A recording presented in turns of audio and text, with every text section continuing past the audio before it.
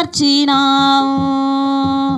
దీన శరీరం మహిమ శరీరముగా నీ వాక్కుతో మహాశైలముగా మార్చినావు. హల్లెలూయా హల్లెలూయా నీవే రాజువు. హోసనా హోసనా నీవే మా రాజువు, నీవే మా రాజు. హల్లెలూయా హల్లెలూయా నీవే రాజువు. హోసనా హోసనా నీవే రాజువు, నీవే మా రాజువు. నీవే నా సంతోషగానము, రక్షణ శృంగము, మహాశైలము. నీవే నా సంతోషగానము, రక్షణ శృంగము, మహాశైలము. బలశూరుడా యేసయ్యా నా తోడై ఉన్నత స్థలములపై నడిపించుచున్నావు.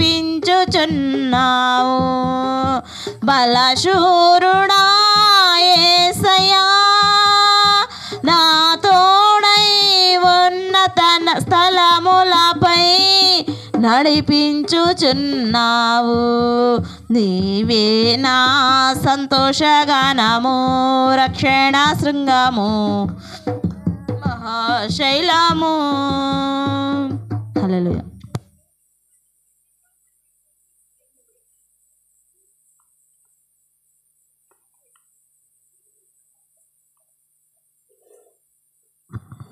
దేవుని పరిశుద్ధమైన నామానికి మహిమ కలుగును గాక.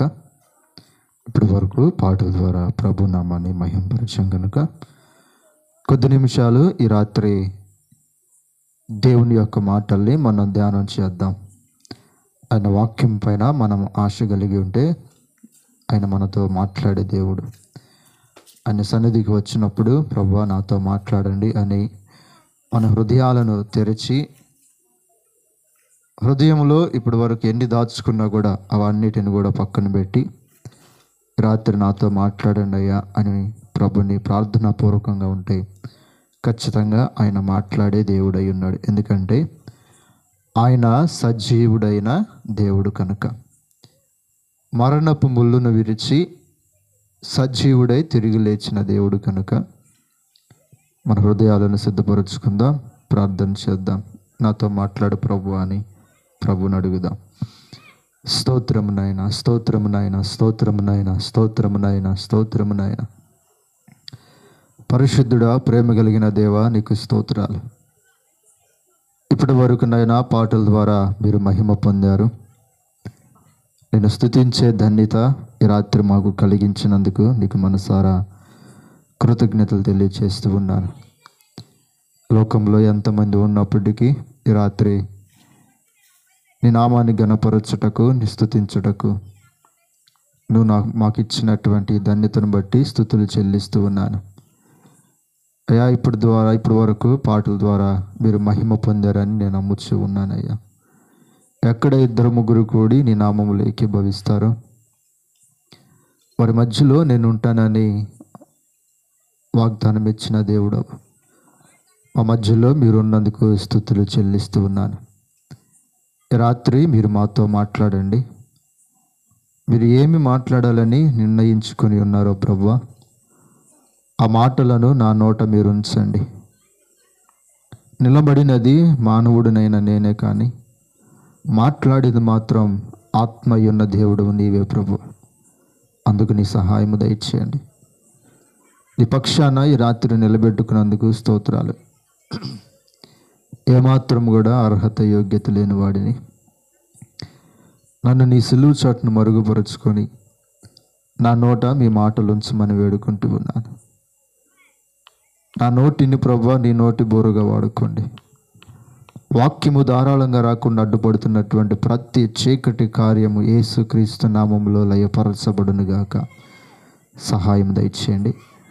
దూరము నుంచి దగ్గర నుంచి నీ మాటలు వింటున్న వారి హృదయాల్లో నీ మాటలు ఫలింపచేయండి. ప్రతి ఒక్కరు కూడా వారి జీవితాలను దిద్దుబాటు చేసుకొని రేపటికు సిద్ధపాటులోనికి రావటానికి నీ కృపను గ్రహించమని ఈ రాత్రి విత్తబోతున్న నీ మాటలను అయదుగునైనా మంచి నేలను పడిన విత్తనాలుగా ఫలించుటకు కృప దయచేయమని సమస్త ఘనత మహిమ ప్రభావాలు నీకు మాత్రమే చెల్లిస్తూ నా ప్రభును రక్షకుడినైన యేసుక్రీస్తు నామమున అడిగి వేడుకుంటున్నాము తండ్రి, ఆమేన్. ఈ రాత్రి 3వ దినపు కూటానికి కూడి వచ్చిన మీ అందరికీ కూడా ప్రభు యేసుక్రీస్తు నామంలో హృదయపూర్వక వందనాలు తెలియజేస్తున్నాను. అపోస్తులుడైనటువంటి యోహాను గారు రాసిన యోహాను సువార్త 4వ అధ్యాయము, యోహాను సువార్త 4వ అధ్యాయము 39వ వచనాన్ని మనం చదువుదాం. యోహాను సువార్త 4వ అధ్యాయము 39వ వచన భాగాన్ని చదువుదాం. నేను చేసినవన్నీ నాతో చెప్పినని సాక్ష్యమిచ్చిన స్త్రీ యొక్క మాటను బట్టి ఆ ఊరిలోని సమరయులలో అనేకులు ఆయన యందు విశ్వాసముంచరి. చాలు. యోహాను భక్తుడు ఒక సందర్భాన్ని ఇక్కడ జ్ఞాపకం చేస్తూ ఉన్నాడు. ఈ సందర్భము మిగిలిన 3 సువార్తల్లో మనకు కనిపించదు, ఒక్క యోహాను సువార్తలోనే మనకు కనబడుతుంది. ఈ సందర్భాన్ని గురించి మాట్లాడబోయే ముందు అక్కడ ఒక మాట రాయబడి ఉంటుంది, సాక్ష్యమిచ్చిన స్త్రీ యొక్క మాటను బట్టి. సాక్ష్యమిచ్చిన, ప్రియ దేవుని బిడ్డలారా, మనిషిగా మనం బ్రతికినందుకు, బ్రతుకుచు ఉన్నందుకు ఖచ్చితంగా మనకు ఒక సాక్ష్యం ఉండాలి. సాక్ష్యం లేని మనిషి సమాధిలో ఉన్న శవంతో సమానం లాంటిది. కనుక ఖచ్చితంగా ఒక సాక్ష్యాన్ని మనం పొందుకోవాలి. సమాజంలో మనకు ఏ విధమైనటువంటి సాక్ష్యం ఉన్నది, దేవుని దగ్గర మనకు ఎలాంటి సాక్ష్యం ఉన్నది? సమాజంలో ఉన్న సాక్ష్యాన్ని చెప్పుకునే ముందు దేవుని దగ్గర మనకు ఏ విధమైనటువంటి సాక్ష్యం ఉన్నది? బైబిల్ గ్రంథంలో ఉన్నటువంటి భక్తులందరూ కూడా మనకు జ్ఞాపకం చేసుకుంటే అందరికీ ఒక సాక్ష్యం ఉన్నది. అబ్రహాముకి దేవుని దగ్గర ఒక సాక్ష్యం ఉన్నది. ఏమనంటే ఆయన దేవునికి స్నేహితుడు అని సాక్ష్యం ఉన్నది. హానోకుకి ఒక సాక్ష్యం ఉన్నది. పితరులైనటువంటి భక్తులలో చూసుకుంటే ఏమని సాక్ష్యం అంటే ఆయన దేవునితో నడిచెను అని సాక్ష్యము పొందుకున్నాడు. నోవాహుకి ఒక సాక్ష్యం ఉన్నది. అలాగే అక్కడ నుంచి ఇంకా కొంత భక్తులు మనం చూసుకుంటే మోషే మహానాయకు కూడా ఒక సాక్ష్యం ఉన్నది. ఏమనంటే నా ఇల్లంతటిలో నమ్మకమైన వాడని. దావీదు భక్తుడి ఒక సాక్ష్యం ఉన్నది, నా హృదయానుసారుడని. యోబు భక్తుడికి ఒక సాక్ష్యం ఉన్నది, భూమి అంతటిలో యోబు లాంటి వారు లేడు, అతడు నీతిమంతుడును యథార్థమంతుడని సాక్ష్యము పొందుకున్నాడు. తెరిసాకులే అని సాక్ష్యం ఉన్నది దేవుని దగ్గర. ఇలాగ చెప్పుకుంటూ వస్తే క్రొత్త నిబంధనలకు వచ్చేసరికి చాలామందికి సాక్ష్యాలు ఉన్నాయి. అయితే ప్రియ దేవుని బిడ్డలారా, ఈరోజు మనం ఆరాధిస్తున్న యేసయ్యకు కూడా ఒక సాక్ష్యం ఉన్నది. స్తోత్రం కలుగునుగాక. ఆయన 30వ ఏట బాప్తిస్ము పొందిన తరువాత ఒడ్డుకు రాగానే ఆకాశము చీల్చబడి పరిశుద్ధాత్మ పావురము రూపం వలె ఆయన మీద రోలగానే ఆకాశము నుండి ఒక స్వరం వినబడుతున్నది. అదేమిటంటే ఈయన నా ప్రియ కుమారుడు, ఈయన యందు నేను ఆనందిస్తున్నానని ఆయనకు ఒక సాక్ష్యం ఉన్నది. ఈ రోజున ఏ సాక్ష్యాన్ని కలిగి మనం జీవిస్తూ ఉన్నాం? సమాజంలో మనకు ఏ సాక్ష్యం ఉన్నది? ఒకవేళ మరణించి దేవుని దగ్గరికి వెళితే ఏ సాక్ష్యాన్ని పొందుకున్నామని చెప్పగలము? లేదా దేవుణ్ణి నమ్మినందుకు ఏదో ఒక సాక్ష్యాన్ని మనుషుల ఎదుట మనం కనబరుస్తూ ఉన్నామా? సాక్ష్యపు జీవితాన్ని కాపాడుకుంటూ ఉన్నామా? ఏ విధమైనటువంటి సాక్ష్యం ఈ రోజున మనకున్నది? ఒక మంచి సాక్ష్యం రావాలంటే పాత జీవితాన్ని మనం దిద్దుకోవాలి. క్రొత్త జీవితంలోనికి అడుగు పెడితేనే ఒక మంచి సాక్ష్యం వస్తుంది. ఈ రోజున మనకున్నటువంటి సాక్ష్యాలు ఏమిటి? ఏ విధమైన సాక్ష్యంతో మనం ఈ లోకంలో జీవిస్తూ ఉన్నాం?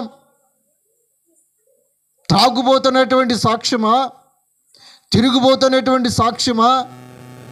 వ్యభిచారం అనేటువంటి సాక్ష్యమా? లేకపోతే కలహములు కలిగిన వారని సాక్ష్యమా? ఏ సాక్ష్యాన్ని కలిగి ఉంటూ ఉన్నాం?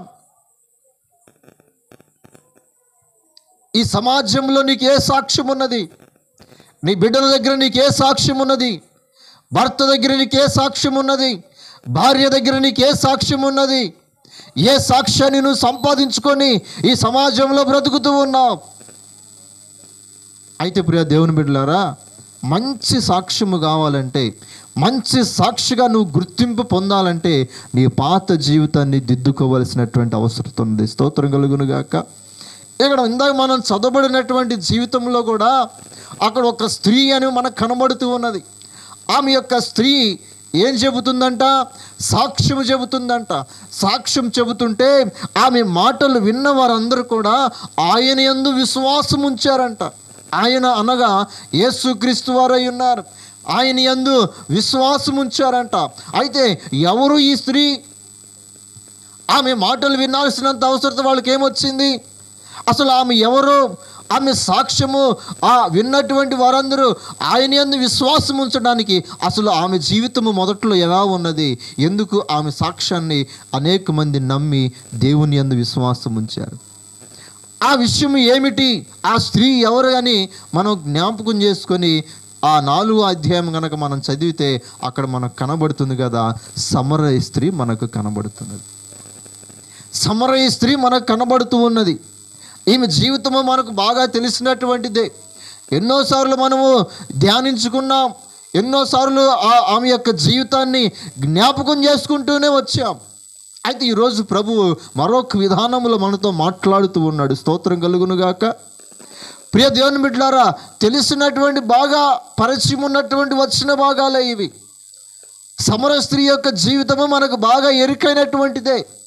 అయితే ప్రియ దేవుని బిడ్డలారా, ఆమె ఒక సాక్షిగా మార్చబడటానికి ఆమె తన జీవితాన్ని దిద్దుబాటు చేసుకున్నది. స్తోత్రం. ఆమె జీవితాన్ని దిద్దుబాటు చేసుకున్నది, పాత జీవితాన్ని చెరిపివేసుకున్నది. ఆ వాక్యం సెలవిస్తుంది కదా, ఎవడైనాను క్రీస్తు నందున్న ఎడల వాడు నూతన సృష్టి అని వాక్యం సెలవిస్తుంది. నూతన సృష్టిగా మార్చబడకపోతే నీకో సాక్ష్యం ఉండదు.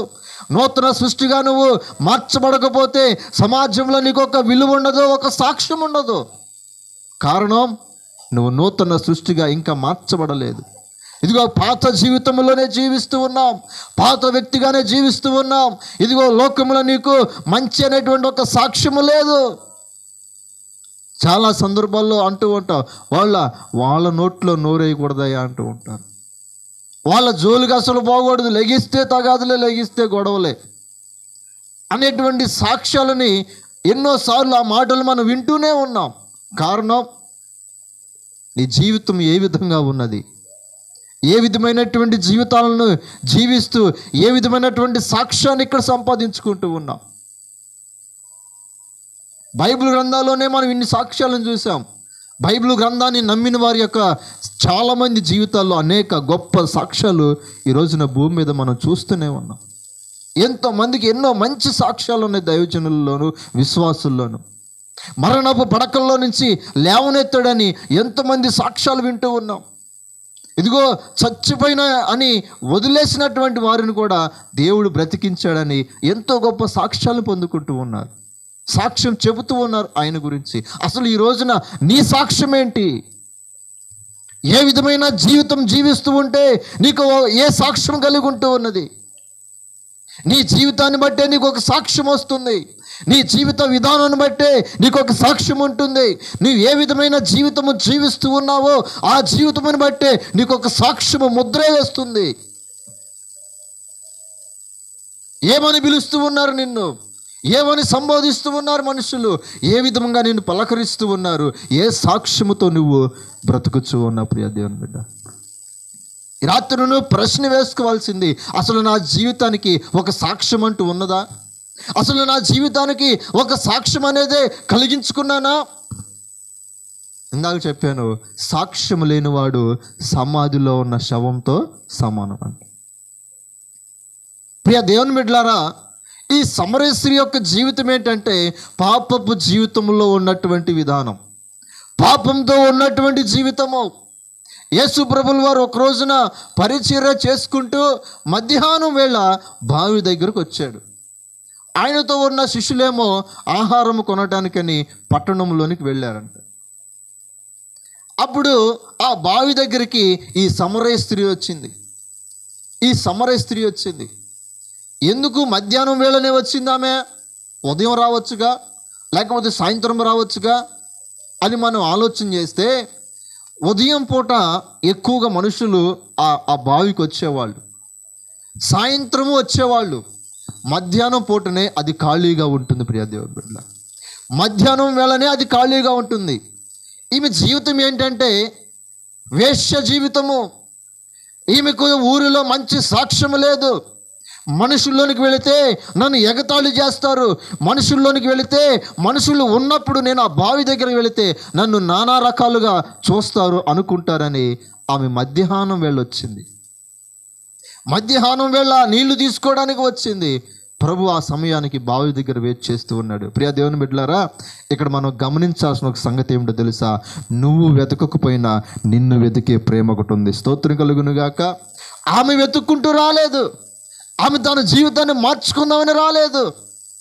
ఆమె తనకు అవసరమైనటువంటి నీటిని మాత్రమే తీసుకుని వెళదాం అనుకుంది. కానీ ఆమెను వెతుక్కుంటూ వచ్చింది ఒక ప్రేమ. స్తోత్రం కలుగును గాక. అదే కలువరి గిరివిలో మన కొరకు ప్రాణం పెట్టిన యేసయ్య ప్రేమ. స్తోత్రం. ఆ ప్రేమ ఈ రోజున నిన్ను కూడా వెతుక్కుంటూ ఇదిగో నీ దగ్గరకు వాక్య రూపంలో వచ్చింది. ప్రియ దేవుని బిడ్డలారా, వాక్యను నువ్వు ఏ విధంగా అర్థం చేసుకుంటూ ఉన్నావు? జీవితం మార్చబడాలంటే వాక్యం నీకు అర్థమవుతుంది. జీవితం మార్చుకునే స్థితిలో నేను లేననుకుంటే వాక్యం నీకు అపార్థమవుతుంది.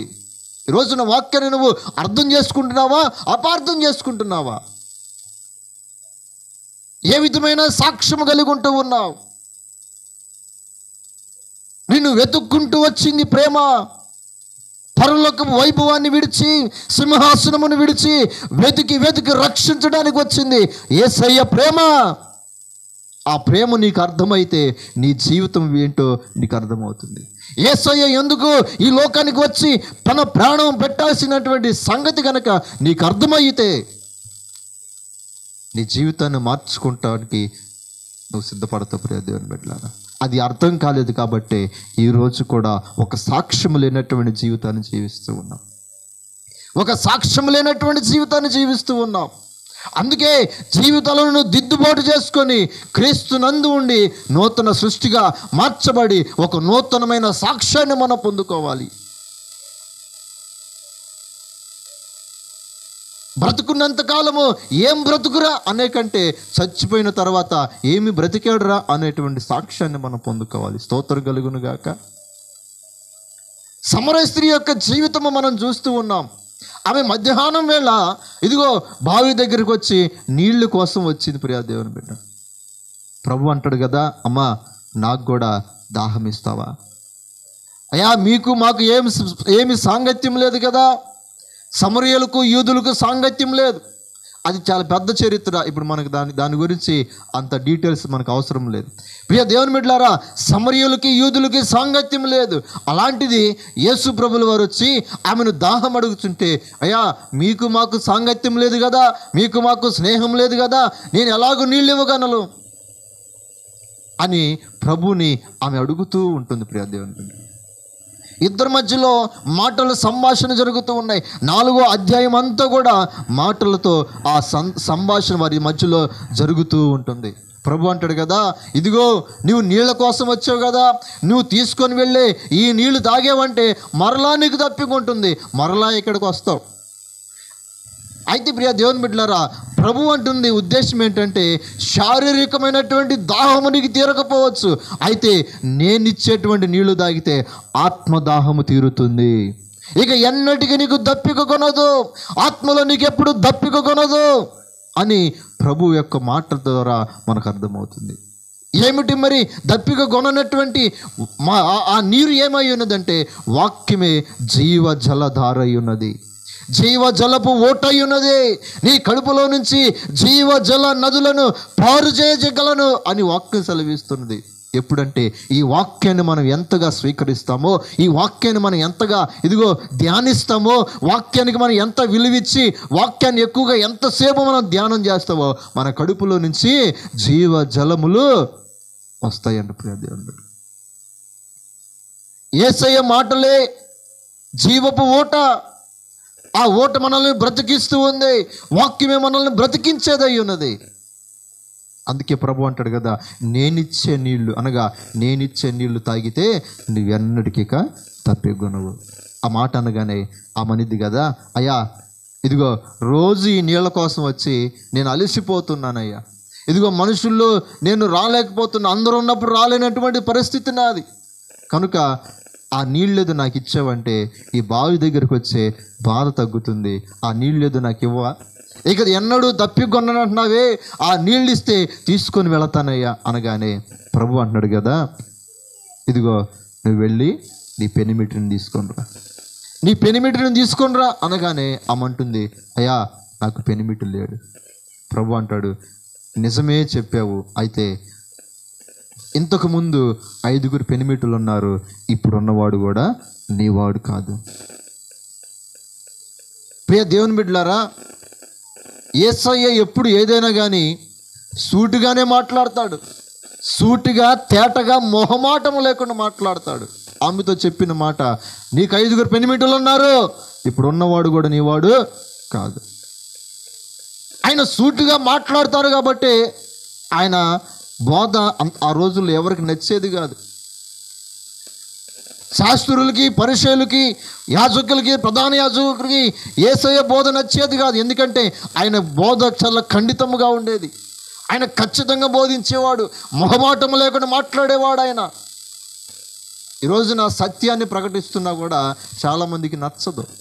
కారణం ఏంటంటే మమ్మల్ని వేలెత్తి చూపుతున్నావా అన్నట్లుగా మార్చుకుంటారు, దానినే వాక్యాన్ని అపార్థం చేసుకోవటం అంటారు.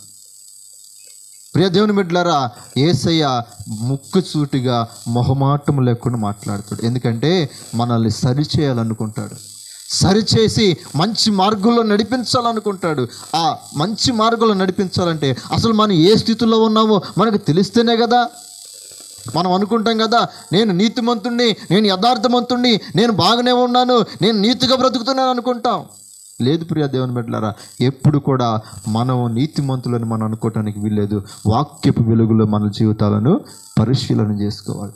వాక్యపు వెలుగులో మన జీవితాలను ఏ విధంగా ఉన్నాయో పరీక్షించుకోవాలి.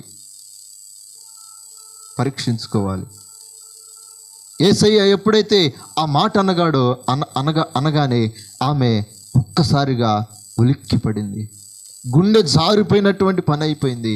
అయ్యో, ఈ రహస్యపు జీవితము ఈయనకి ఎలా తెలిసింది?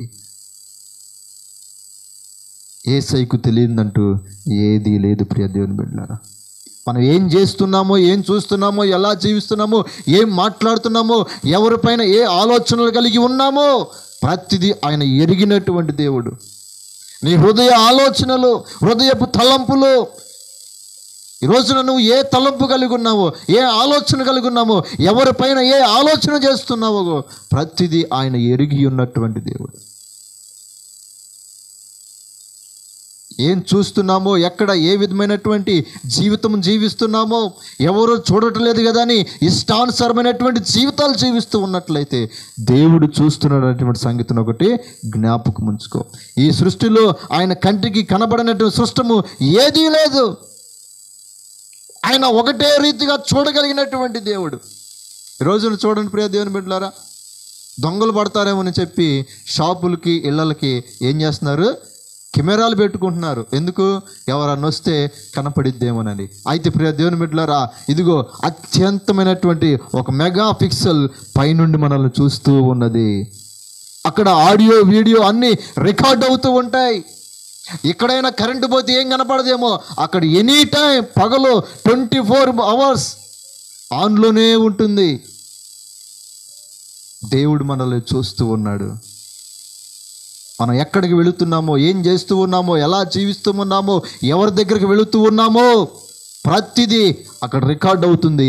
ఒక రోజున వాటన్నిటికీ లెక్క చెప్పాల్సినటువంటి రోజు ఉన్నది. ప్రతిదానికి లెక్క చెప్పాలి.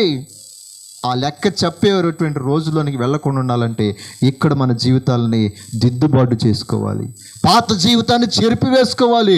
నూతన సృష్టిగా మార్చబడాలి. ఒక మంచి సాక్ష్యాన్ని మనం పొందుకోవాలి. స్తోత్రం కలుగును గాక. ఆ సమరయ స్త్రీ యొక్క జీవితం యొక్క సాక్ష్యం ఏంటి? పాత జీవితంలో 6 పెనిమిటిలు మార్చినటువంటి స్త్రీ. ఒకరు కాదు, ఇద్దరు కాదు, 6. అలాంటి సాక్ష్యం ఉన్నటువంటి జీవితంలో నుంచి యేసయ్య మాట ఎప్పుడైతే ఆమె విన్నదో అక్కడ ఒక మాట, మంచి మాట రాయబడి ఉంటుంది. 4వ అధ్యాయము 28వ వచనంలో మనం చదివితే, 4వ అధ్యాయం యోహాను సువార్త 28వ వచనం.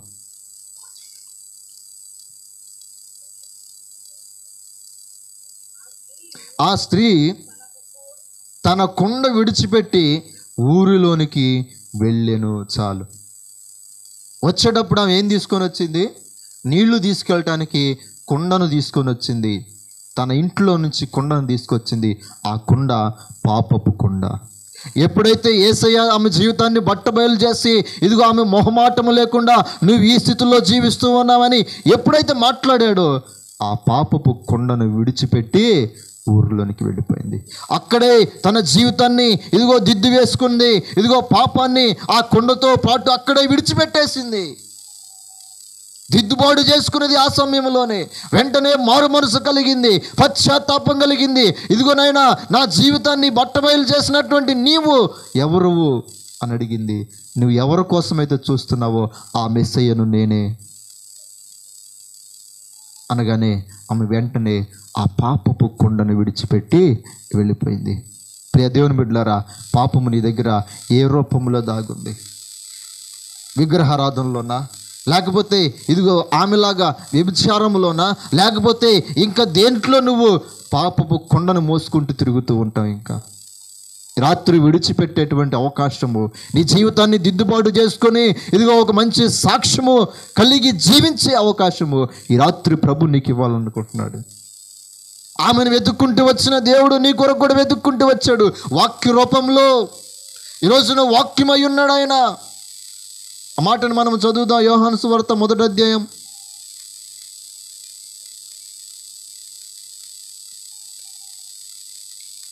1వ వచనం. ఆది యందు వాక్యముండును, వాక్యము దేవుని యొద్ద ఉండును, వాక్యము దేవుడై ఉండెను. 14వ వచనం చదువుదాం. ఆ వాక్యము శరీరధారి అయి కృపా సత్య సంపూర్ణుడుగా మన మధ్య నివసించెను. చాలా ప్రియ దేవుని బిడ్డలారా, వాక్యమై ఉండి ఈరోజున కృపా సత్యములతో ప్రభు మన మధ్యలో జీవిస్తూ ఉన్నాడు. ఆ కృపా సత్యము కలిగిన దేవుడు ఈ రాత్రి నిన్ను అడుగుతున్నాడు. ఈ రాత్రి నీ కొండేమిటి? నీ పాపపు కుండేమిటి? ఈ రాత్రి విడిచిపెట్టి నీ జీవితాన్ని దిద్దుబాటు చేసుకోగలిగితే నువ్వు ఒక మంచి సాక్ష్యంగా ఉంటావు. ఆమె ఆ కొండను విడిచిపెట్టి ఊరిలోనికి వెళ్ళింది. ఊరిలోనికి వెళ్ళి ఆ ప్రజలందరితో చెబుతూ ఉన్నది. ఇందాక మనం చదివాం కదా అదే మాట. 4వ అధ్యాయము 39వ వచనం. నేను చేసినవన్నీయో నాతో చెప్పినని సాక్ష్యం ఇచ్చిన ఈ స్త్రీ యొక్క మాటను బట్టి ఆ ఊరిలోని సమరీయులలో అనేకులు ఆయన యందు విశ్వాసముంచిరి. చాలు, విశ్వాసముంచిరి.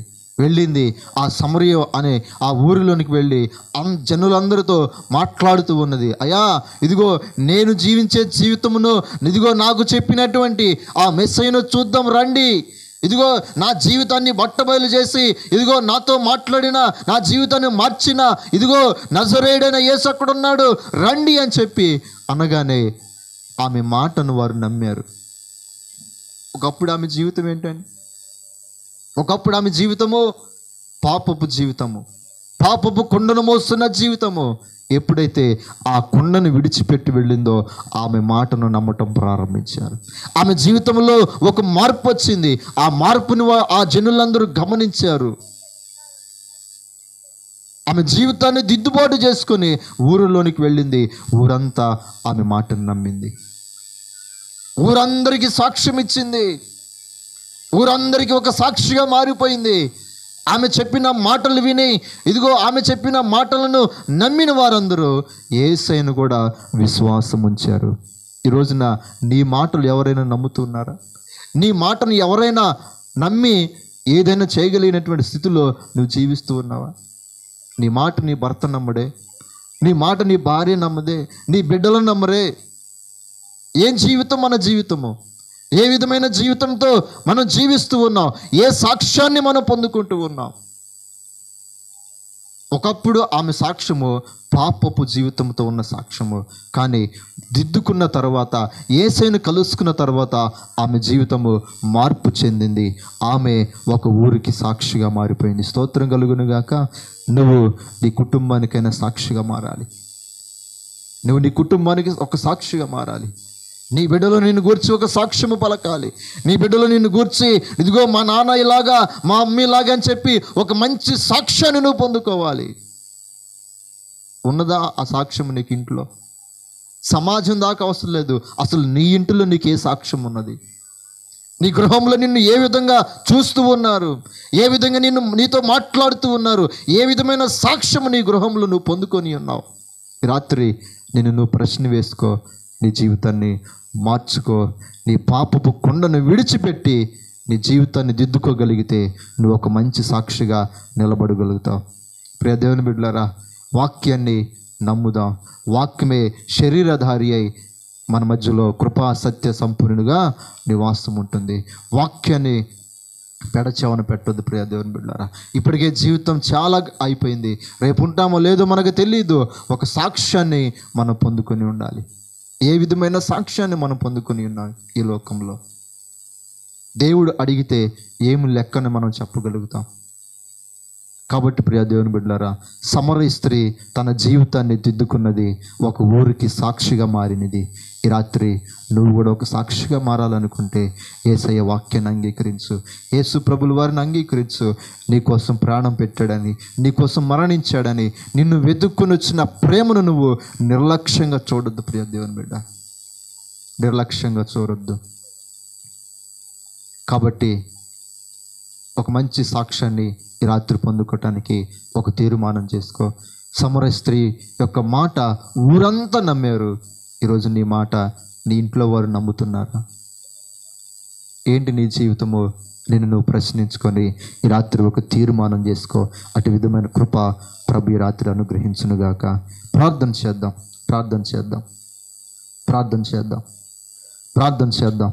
ఇదిగో నువ్వు ఎక్కడి నుంచి ఈ మాటలు విన్నావో నాకు తెలియదు, కానీ ప్రియ దేవుని బిడ్డలారా, రాత్రి జీవితాలను మార్చుకునేటువంటి అవకాశం ప్రభు మరలా నీకు కలిగించాడు.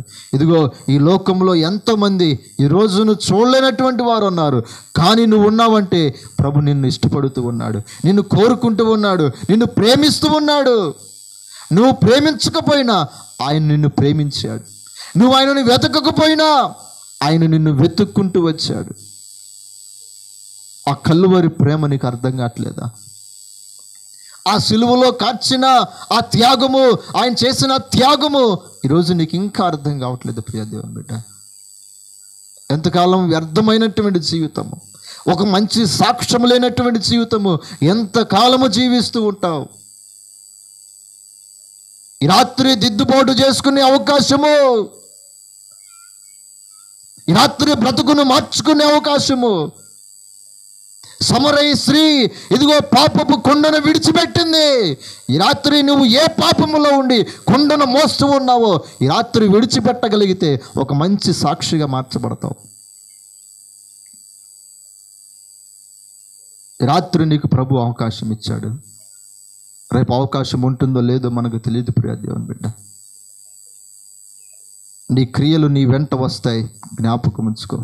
నీ క్రియలను బట్టి ఒక రోజున జీతం ఇస్తాడు. ప్రతిదీ కూడా లెక్క రాస్తూ ఉన్నాడు ఆయన, ప్రతిదీ చూస్తూ ఉన్నాడని. ఒక అద్భుతమైనటువంటి మాట ఏమిటంటే, ఎప్పుడైతే యేసుని నమ్మి మారు మనసు కలిగి పశ్చాత్తాపం కలిగి బాప్తిస్మ పొందుతామో ఆయన అంటాడు కదా, నీ పాపములన్నిటినీ తుడిచివేశాను, ఇక ఎన్నడూ నేను జ్ఞాపకం చేసుకున్నానని వాక్యం సెలవిస్తుంది. ఎంత గొప్ప మంచి అవకాశం ప్రియ దేవుని బిడ్డ. ఈ లోకం నిన్ను ఇంకా చెడుగానే చూస్తున్నట్లయితే, కానీ ప్రభు మాత్రం నిన్ను ప్రేమిస్తూనే ఉన్నాడు, నిన్ను ప్రేమిస్తూనే ఉన్నాడు. ఆయన సిలువలో ఇదిగో 2 చేతులు చాపింది నీ కొరకే. నీ కొరకే ఆయన 2 చేతులు చాపాడు. నీ కొరకే ఆయన 2 చేతులు చాపాడు. ఆయన కౌగిలించుకునే ప్రేమ అది, నిన్ను హక్కును చేర్చుకునే ప్రేమ అది. ఇంకెంతకాలం యేసయ్యను ప్రేమను తెలుసుకోకుండా జీవిస్తూ ఉంటావు. ఈ రాత్రి దిద్దుబాటు చేసుకునేటువంటి అవకాశం. ప్రార్థన చేద్దాం. పరిశుద్ధుడా, ప్రేమ కలిగిన మా దేవా, నీకు స్తోత్రాలు. రాత్రి మీరు మాట్లాడిన విధానం కొరకై స్తుతులు చెల్లిస్తూ ఉన్నాను. అవునయ్యా, సూటిగా తేటగా మొహమాటం లేకుండా మీరు మాట్లాడినందుకు నీకు కృతజ్ఞతలు. ఈ రాత్రినైనా దూరం నుంచి దగ్గర నుంచి నీ మాటలు ప్రభు ఎవరైతే విన్నారో వారి హృదయాల్లో నీ మాటలను ఫలింపచేయండి. ఇదిగో నేను విత్తబడినటువంటి విత్తనమునైనా, వాక్యం అనేటువంటి విత్తనమునైనా ఇదిగో ముళ్ళ కంచుల్లో పడినటువంటి రీతిగా కాకుండా, ఇదిగో రాతి నెలన పడినటువంటి రీతిగా కాకుండా, రోడ్డు పక్కన పడినటువంటి విత్తనములుగా కాకుండా మంచి నేలన పడినటువంటి విత్తనాలుగా మీరు ఫలింపచేయండి. ఇదిగో విత్తబడినటువంటి విత్తనాలు ఇదిగో ఆకాశ పక్షులు వచ్చి ఎత్తుకొని వెళ్ళినట్లుగా, దుష్టుడు వచ్చి ఎత్తుకొని వెళ్ళకుండా ప్రభువా ప్రతి హృదయము చుట్టూ నీ కంచెను వేసి నీ వాక్యమును ఫలింపచేయమని వేడుకుంటూ రాత్రి మా ప్రాంతమును ఇదిగో ప్రతి కుటుంబాన్ని మీ చేతులకు అప్పగించుకుంటూ ప్రతి ఒక్కరినైనా జీవితాలను దిద్దుకొని మంచి సాక్ష్యము పొందుకోవటానికి కృప అనుగ్రహించమని సమస్త ఘనత మహిమ ప్రభావాలు నీకు మాత్రమే చెల్లిస్తూ యేసయ్య నామములో వేడుకుంటున్నాము తండ్రి. ఆమేన్. తండ్రి అయిన దేవుని ప్రేమ, కుమారుడైన యేసుక్రీస్తు వారి యొక్క కృప, పరిశుద్ధాత్మక అన్యోన్య సహవాసము సన్నిధి ఇక్కడున్న మనకును మన కుటుంబాలకును సకల పరిశుద్ధులకును సదాకాలం దేవుడు తోడై ఉండి నడిపించునుగాక. ఆమేన్. అందరికీ